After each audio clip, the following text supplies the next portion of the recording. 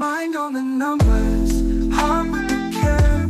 If I Boy, so one of the most stressful conversations I have with our therapist starts like this. I had a really good year, and then I had a huge tax bill that I wasn't expecting. Let me share a quick story with you that might sound familiar. So, I recently worked with a first year client. She was a LPC in Texas. Amazing, amazing client who had a wonderful year in her second year of private practice. She was busy, revenue was growing, things are coming in, she's booked and busy, love it. And on paper, everything looked great. But then tax season came. She had profit, didn't have a whole lot of expenses, fully virtual practice. And so when we get to doing her taxes, guess what, y'all? She owed almost $15,000 in taxes. It hurt me to tell her that. And the thing is, she didn't know it was coming. She was not irresponsible. She wasn't spending wildly. Funny enough, she probably wasn't spending enough on business items. She wasn't doing anything wrong, but guess what? She did not have a CPA and she did not have a tax plan. I am Alan Pruitt.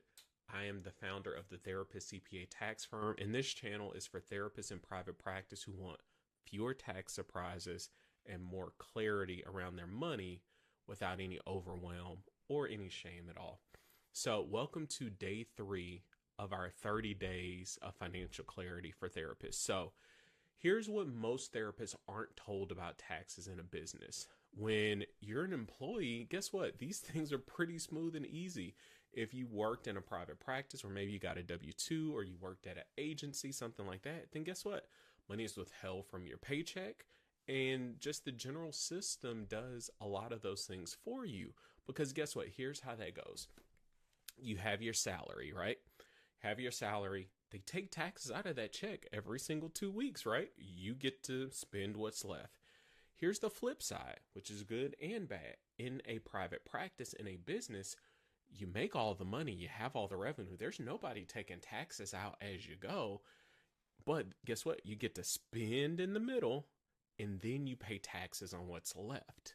So what's left, you have to make sure you're taking taxes out of that yourself. But a smart tax planning CPA strategist would tell you we need to strategically spend within that middle so that what's left, there's not much for them to tax what's left. That is the trick, that is the key, and that is what we can do for you. Now, this client that I'm talking about, she had none of that. She kept her business expenses low purposely, which is good to a degree, but guess what? When that happens, Uncle Sam's comes wanting their money.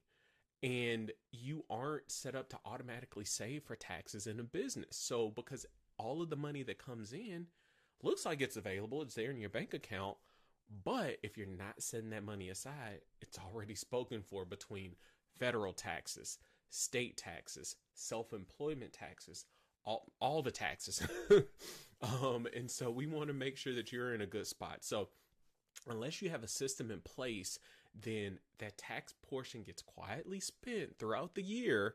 And then when it comes to tax time, if you're not proactively planning, you get a nasty surprise like this. So here's what happened. So she made really good money, this client in Texas, but no one helped her estimate what portion of that we need to be setting aside for taxes. I tell clients this: you always, always, always need at least 2 bank accounts. So as your first action for today, if you do not have a second bank account for taxes, go open one right now, because you should be setting taxes aside every single week, every single month, every single quarter. I suggest at least every single month.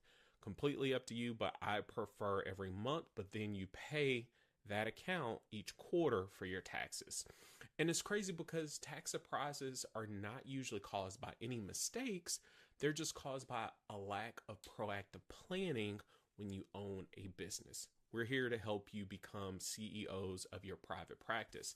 And guess what? It doesn't mean you have to do complicated calculations every month, but it does mean that you need to know roughly what percentage of your income you should be setting aside for taxes.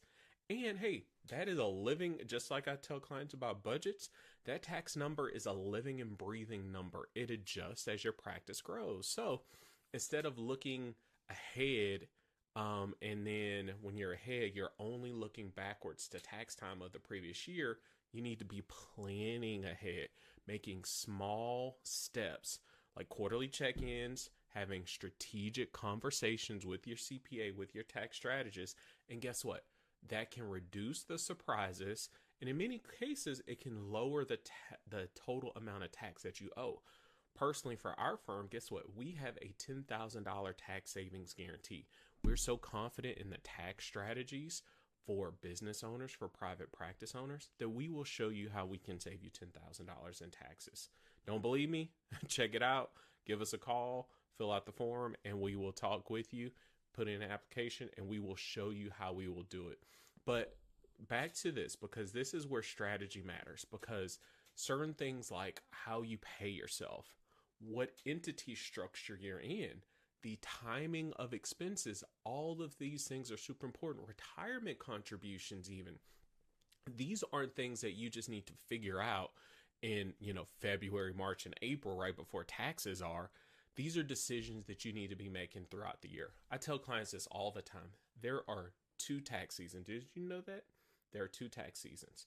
There's tax paying season, beginning of the year, first quarter, and then there is tax saving season. That is the rest of the year. That is where you set yourself up to be ahead of everybody else, to have a lower tax bill, and to not get ugly tax surprises. So here's what I want you to do. Here's your second actionable tip of the day. Do you know what percentage of your income you should be paying in taxes? Or does it feel more like of a guess? And if it's a guess, that's quite okay. That is not a failure by any means. It's just information.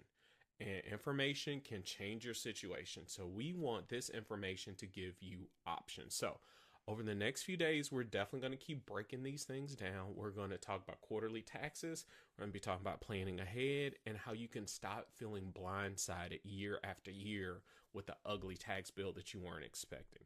So if this clarity is helpful, please subscribe below for clear financial guidance, specifically for therapists and those in private practice. And if you want to keep building on this foundation, feel free to check out our other videos in this series. Thanks so much, y'all. Be blessed. Peace. Mind on the numbers, heart with the care.